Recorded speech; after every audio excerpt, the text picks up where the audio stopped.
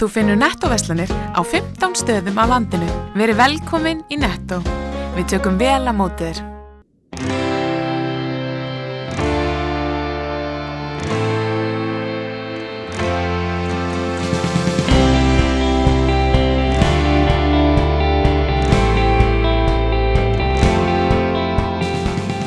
Komið sæl og verið velkomin í Suðurnesjamagasín sjónvarps Víkurfrétta, frétta tengdan þátt sem fjallar menningu, íþróttir og mannlífið á Suðurnesjum.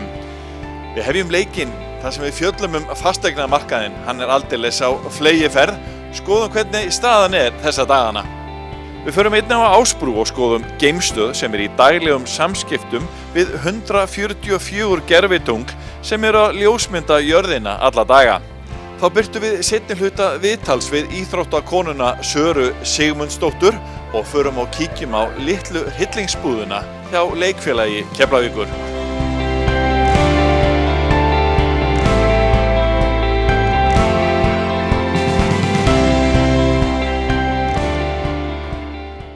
Gríðarlegur uppgangur hefur verið í fasteignaviðskiptum á Suðurnesjum undanfarin 3 ár. Nú virðist sem allt sé að seljast og tími til komin að byggja upp. Slegist lausar lóðir og verktakar virðast alltaf byggja upp reiti sem hafa verið auðir árum saman. Talsvert það að fólk af höfuðborgarsvæðinu leiti til Suðurnesja eftir húsnæði. Víkurfréttir tóku púlsinn á fasteignamarkaði og uppbyggingunni framöndan á Suðurnesjum. Markaðurinn hérna á Suðurnesjum auðvitað bara að taka vaxtakip sem hann átti inni. Þannig að eftir svona status quo tíma í nokkur ár, alveg frá 2006 og til 2014 þegar svona aðeins byrjar að losna hömlur hérna, Stöðuleikinn í atvinnulífinu hérna orðið frábær, það var það ekki. Viðhorfið bara hjá fólkinu sem býr hérna orðið annað og þeir sem auðvitað að sækja á markað fólk sem að byrja að búa, erlent fólk og fólk sem að koma úr Reykjavík sem að vill bara meiri lífsgæði. Páll segir að byggð á svæðinu eigi eftir að vaxa og dafna, en hann setur spurningamerki við hvenær hátindi í íbúðaverði verði náð. Eignir sem undir 25 milljónir, það auðvitað nánast óþarfa að skráða þær. Það það að fara það fljótt, Fólk flyst talsvert hingað af höfuðborgarsvæðinu og þá að sækjast í að stækka við sig. Þau eru kannski að leita fara úr blokkaríbúð, vilja fara í raðhús. Og það þarf ekkert endilega að vera að þetta sé einhver skyldleiki við að vera að vinna upp á velli. Þannig að þetta eiginlega bara, fólk bara að finna sitt eigið athvarf og fólk líka bara að jafnvel að minnka við sig en vilja fara að gera eitthvað annað. Þannig að þetta eldra fólk að koma líka hingað. Þannig að þetta eiginlega bara búlía af alls konar fólki. Þannig að þetta ekki ein típa af fólki sem að koma hérna. En við munum samt sjá það alveg klárlega á næstu mánuðum og næstu misserum að ungt fólk mun sækja eitthvað meira. Leigumarkaðurinn á Suðurnesjum vægast sagt mjög erfiður.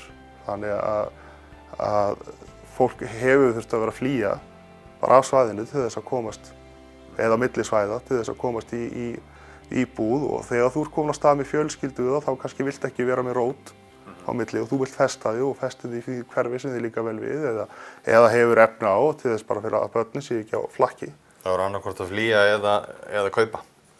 Já, ég myndi segja það. Það bara, en bara frambúða á leiguhúsnæði líka bara svo takmarkað.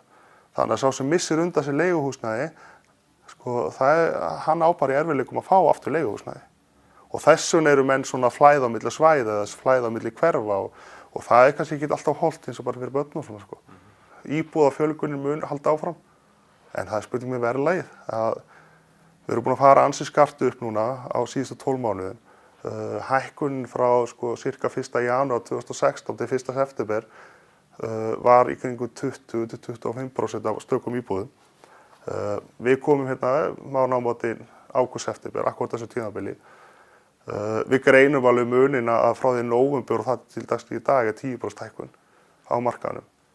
Þannig að hvenær fermetraverð fer að halda góðu jafnvægi ótrúlega erfitt að segja. Þetta ákveðin kappleikur. Suðurnes bara eitt mesti vaxtarsproti Íslands þessa mundina og og fólk mun sannarlega flæða frá höfuðborginni hingað yfir. Hvernig íbúðir og hvernig eignir eru fólk að sækjast í? Eru þær minni heldur en kannski áður eða?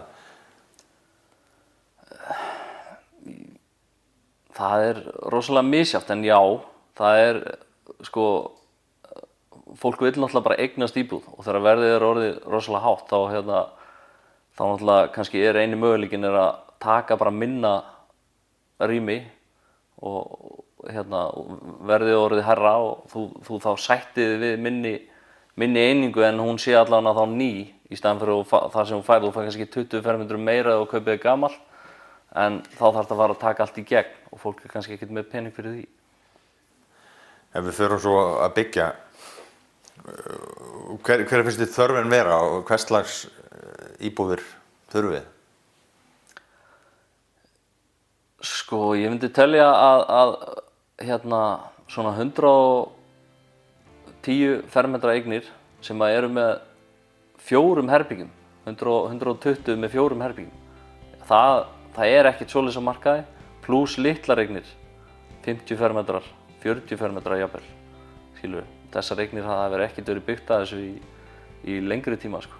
Frá árunum 2014 til 2015 hefur verið mikil aukning í því að fólk að sækjast eftir húsnæðislánum. Sighvatur Gunnarsson, útibússtjóri Íslandsbanka í Reykjanesbæ, segist finna mikið fyrir því að fólk á aldrinum 25 til 40 ára að kaupa sér eignir og þá oft sína fyrstu eign. Sá hópur helmingur af þeim sem að taka lán til húsnæðiskaupa. Fyrir nokkrum árum var sá hópur 20-30% af þeim sem voru að taka lán, en meira að eldra fólk væri í lántökum. Eftir hrun þá jókst það mikið að fólk var að taka óverðtryggð lán. Og við höfum verið að sjá stig og vaxandi að fólk að taka aftur meira og meira verðtryggt. Í dag skiptingin kannski þannig að það sirka helmingur 50-55% að taka óverðtryggð lán eða einhverjum blöndu af verðtryggðu og óverðtryggðu. Og meðan 45% að taka sér klassísku verðtryggðu lán. En fólk miklu meðvitaðra hvernig lán það að taka held ég í dag heldur en var kannski áður. Og við náttúrulega skynjum bara miklar hækkanir og sjáum að fermetraverðið að hækka mjög mikið. Og og það náttúrulega bara í framhaldi af því að fasteignaverðið að hækka til dæmis á höfuðborgarsvæðinu sem að smittast hingað út. Og við finnum fyrir bara atvinnulífið tekið við sér þannig að kaupgetan hefur aukist og það er nóg atvinna að hafa þannig að fólk vill koma og setja stað. Við finnum líka fyrir því að það er mikið fólki að koma úr Reykjavík og finnum það til dæmis ekki það að það er mikið að viðskiptavinum bankan sem eru kannski í viðskiptum við útibú í Reykjavík en er að taka lán í Reykjanesbæ og annars staðar á Suðurnesjum. Og maður finnur það líka að fólk miklu meira að pæla í því hvers konar lán það að taka. Það ekki að elta nágrannan, taka alvegslán og nonni á horninu. Það að spá mér í hvers konar lán hentar því, hvernig húsnæði hentar því og að vanda sig, ég held að. Sighvatur sér fram á stöðugar horfur og sér ekki fram á mikla aukningu í húsnæðislánum á næsta ári. Svo kannski við finna fyrir því aftur núna að það takmarkað framboð af húsnæði og ég kannski ekki finna aukningu á lánum í dag, það kannski meira status quo. En nú finnum að samt að byggingarverktakar að fara af stað, verulega.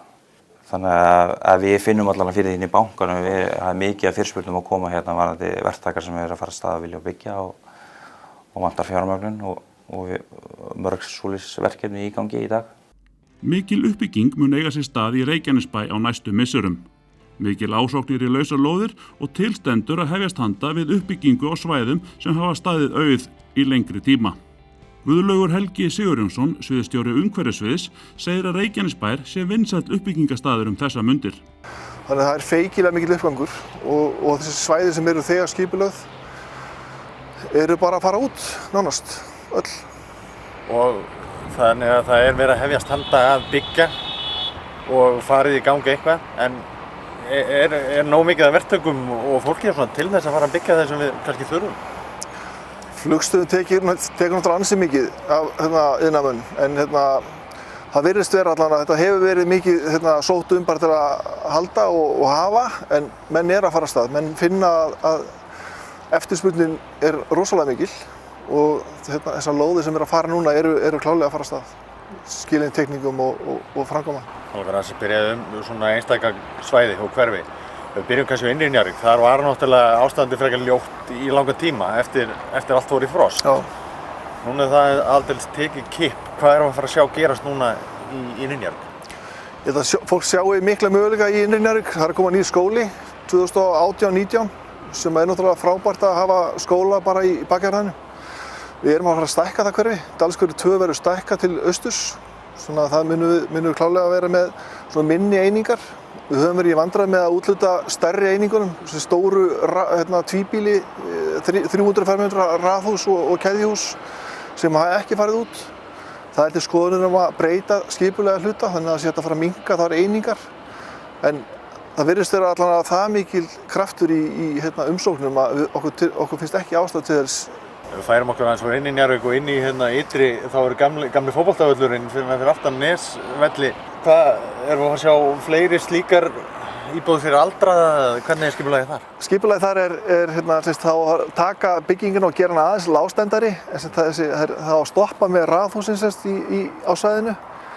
Fara upp í að byggja blokkareiningar hækkandi til norðurs. Og á horninu verður minnir með 5 hæða eining í horninu hér sem myndar svona andlit inn í svæðið. En hérna menn að falla frá því að vera með þetta sem 11 manna íbúðir hreinar í blandaða byggð. Þannig að það verður klárlega möguleiki fyrir yngra fólk að komast þar inn. Og svo það klárlega vöntun á þessum svokölluðu first buyers sem að kaupa sér fyrstu eign. Það alveg klárlega vöntun á þeim pakka og við finnum að verktakar að reyna að svara því kalli með umsóknum. Stórt svæði sem kannski mann óraði ekki fyrir að yrði byggt á einhvern tímann fyrir einhverjum áratugum, nikkelsvæði. Já. Það nú orðin allt í einu spennandi reitur. Já, þetta búið að vera mjög spennandi og það mjög frábær staður í milli Keflavíkur og Njarðvíkurhverfisins og þessir aðalar sem keyptu á Landsbankanum eru bara að fara af stað. Þeir eru neðri hlutinn, fyrsti hlutinn, áfanginn milli Þjóðbrautar og Háaleitis og Skólavegar. Hann bara tilbúinn í skipulagi, þannig að þeir getur raun og veru hafist handa bara strax. En ég held að sé bara þannig að verkefnastaðan hjá þeim sé þannig að þeir séu ekki að drífa sig. Svo beint yfir öxlinn á þér. Það spennandi reitur líka og þessi fjölbýlshús á Pósthússtrætinu sem hafa verið vinsæl og eftirsóknarvert að flytja þangað. Nú eru kannski að fara að sjá fleiri slíkar blokkir. Já, það var nýr aðeins að koma að svæðinu hér. Og þetta skipulagt sem miðsvæði, þannig að það er leið verslun og þjónustu á neðstu hæð og svo húsbyggingar eða íbúðarhúsnæði á efri hæðum. Að fara að funda með þeim. Víkurbraut 17 sem gamla salt geymslan. Þar búið að skipuleggja háhýsi og svo húsagerðin gamla með reitin þar við hliðina. Og ykkur líkur á þetta að fara á stað næstunni? Mér finnst allan að við hefum eftirspurnina. Það var 7% fjölgun íbúa í Reykjanesbæ á síðasta ári. Við gerum ráð fyrir 1,6, 1,5. Þannig að það er klárlega miklu meiri fjölgun heldur en við gerum ráð fyrir. Þannig að það þarf eitthvað að spýta í lófana. Svo Vatnsnesi, það sem voru bara fyrstu hús sem byggð áður fyrir. Þar svona búið að rífa eitthvað og rýmka til. Já. Verður byggt þar? Á Hrannagötu 11 og við Sundhöllina gert ráð fyrir með 4 einingum. Þar planið að byggja 45 plus blokkir svona í fínni kantinum. Vatnsnesi sjálft veitir mikla möguleika. Það eru sjávarlóðir sem eru tóma nú þegar, stóra milljón til dæmis, mjög stór og mikil lóð. Maður heyrði af því að þar áhugi fyrir hóteli? Já, það var einhver búinn að tala um það. Já. Og það leyfir það sem skipulega séð, en það veit ekki hver þörfin á því verður. Það er besta útsýnin bæjarins. Algjörlega, frábært. Styðjum öflugt atvinnulíf, menningu, mannlíf og íþróttir á Suðurnesjum.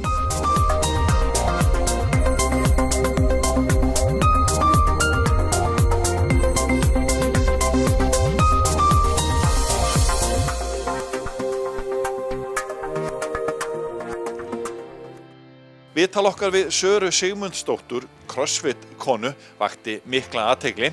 Hér kemur síðari hluti viðtalsins en Eyþór Sæmundsson ræddi við hana.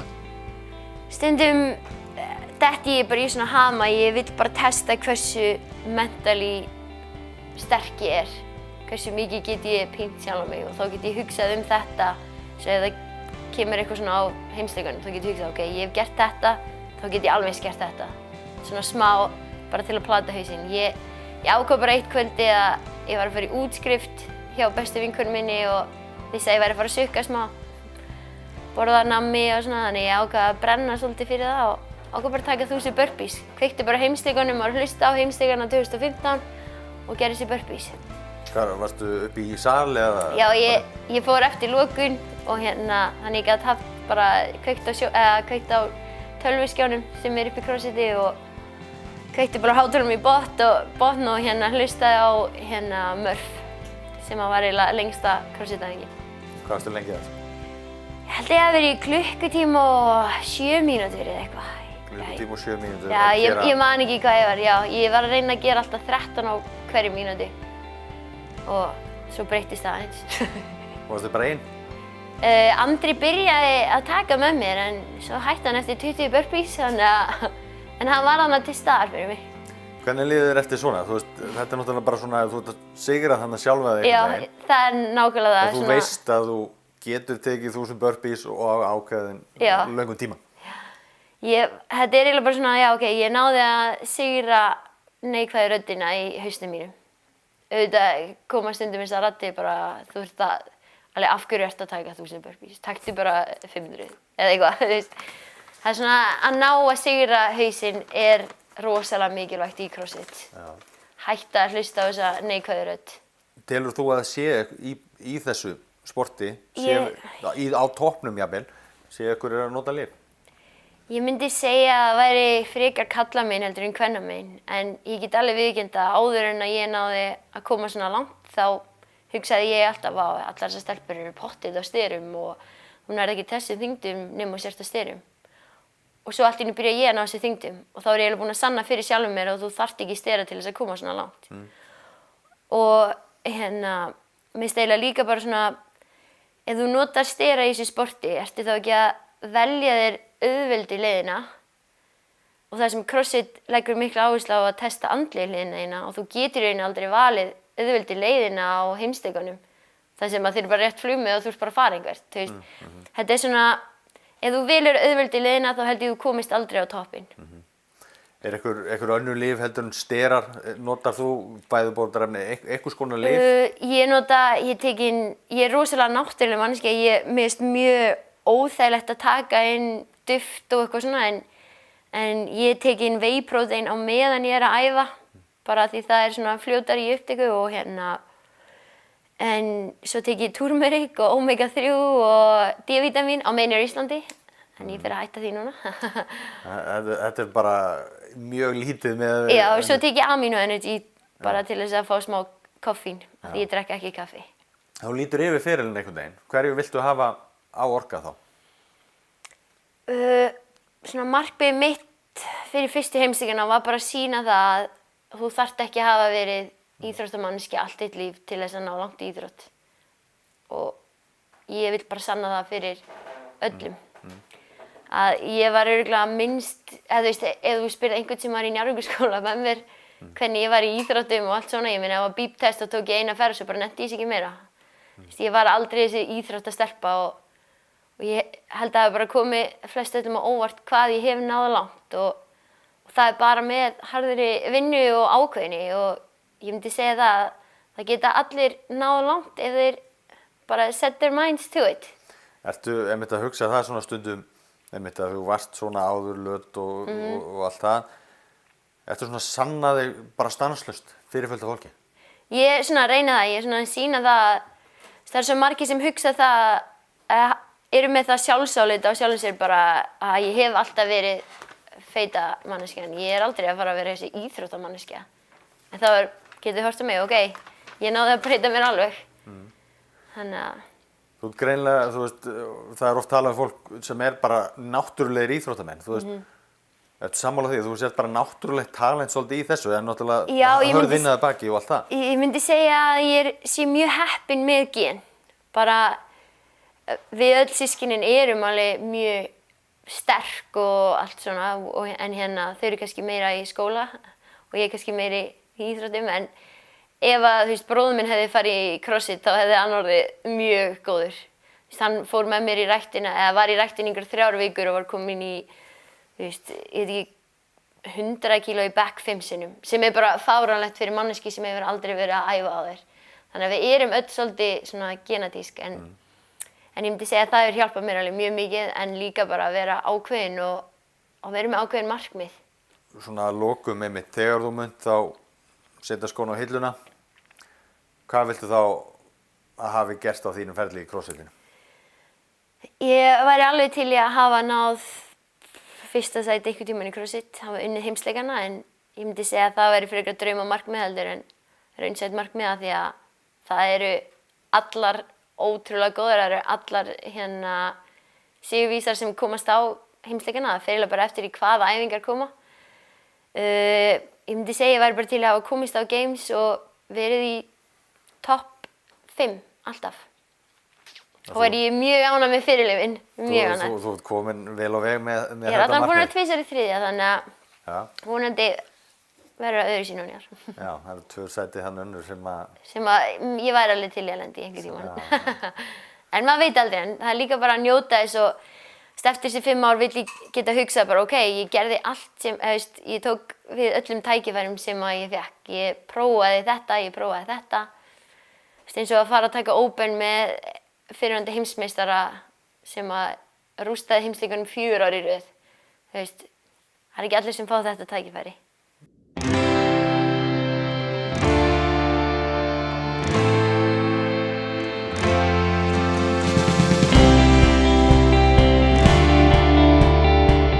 Á Ásbrú í Reykjanesbæ starfrækir Planet Labs jarðstöð sem í daglegum samskiptum við 144 gervitungl sem að mynda jörðina á hverjum einasta degi.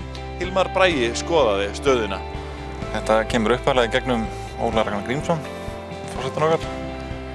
Og það sem hann er úti og er á kynningu, höfuðstöðum Planet Labs og hann bendir þeim á að Ísland sé fýsilegur kostur fyrir svona stöð og svo fer þetta bara í gang eins og það gerist og endar hjá okkur. Nú sér fólk sem keyrir fram hjá þessu svæði bara fjöldan allan af stórum gervihnattamóttökurum. Hvað er að eiga sér stað hérna? Sko, þetta er fyrirtæki sem heitir Planet Labs og þetta er einkarekið fyrirtæki og þetta er stofnað árið 2010 og með þeim tilgangi að mynda jörðina og geta skaffa myndir af hverju landsvæði fyrir sig með dags fyrirvara eða hverjum degi. Og í dag, eftir skotið þarna daginn, þá eru það að ná þeim áfanga með 144 gervitunglum og geta veitt þessa þjónustu hverjum sem vil kaupa hana. Já, það er einmitt nýbúið að skjóta upp eldflaug með 88 ný tungl fyrir þetta verkefni. Akkúrat. Og þeir gaman að segja frá því að þeir slógu heimsmet. Þetta er stærsti farmur af gervitungli sem skotin hefur upp í einu lagi.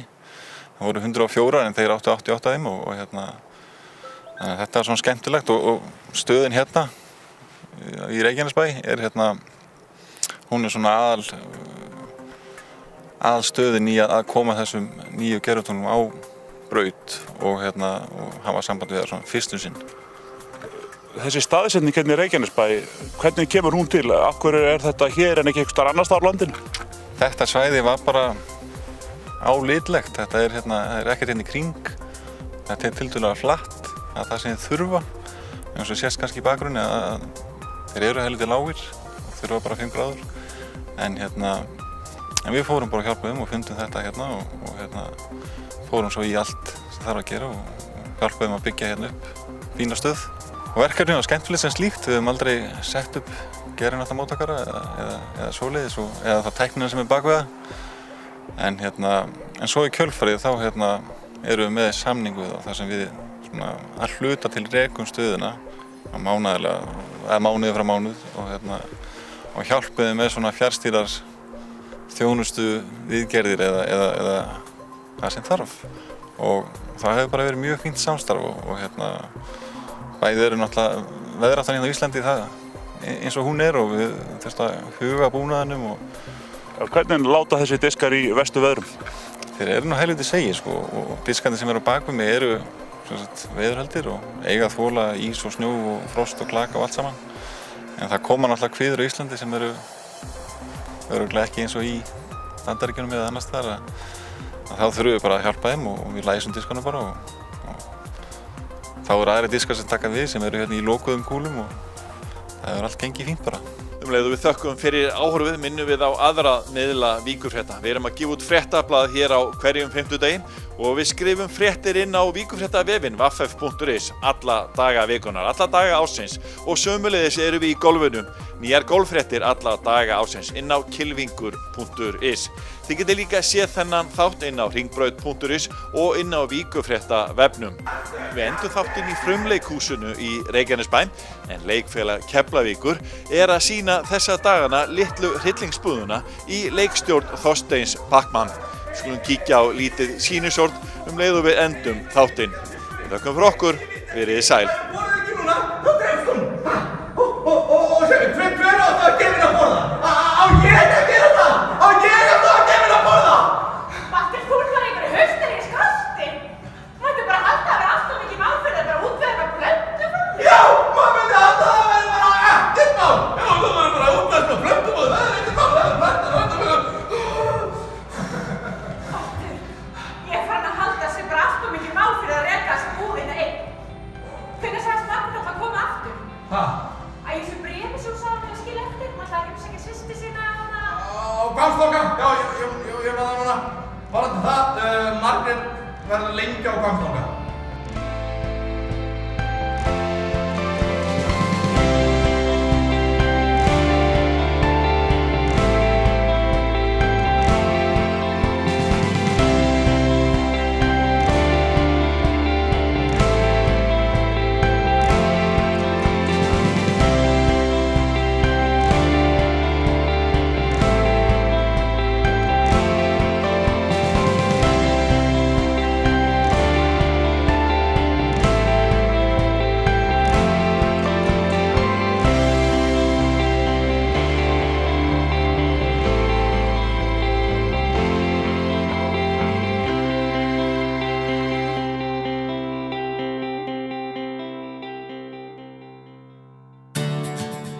Bókaðu bílinn þinn á bílahótel og láttu degra við hana meðan hún ferðast.